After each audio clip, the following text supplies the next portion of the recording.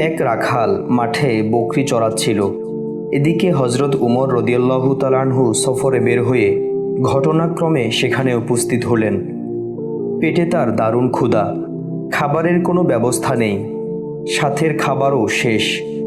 হজরত উমর রদিয়াল্লাহু তাআলা আনহু রাখালকে তার বকরিগুলোর মধ্য হতে কোনো একটি বকরির দুধ পান করাতে বললেন।